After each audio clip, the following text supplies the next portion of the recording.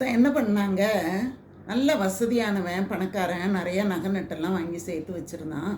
ஒரு நாள் அவன் என்னாச்சு, வெளியூர் போக வேண்டியதா இருந்தது. உடனே அவன் நகை வச்சிருக்கிறது ஊர்ல இருக்கிற எல்லாருக்குமே தெரியும். அக்கம் பக்கம் இருக்கிற எல்லாருக்கும் தெரியும்.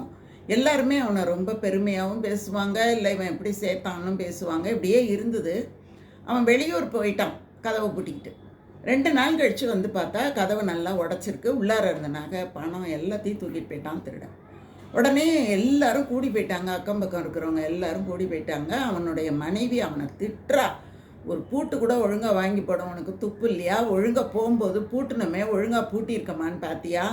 அந்த பூட்டை இழுத்து பார்த்தியா? ஒழுங்கா சாவியை வச்சியா போனியான்னு ஒரே திட்டுறா.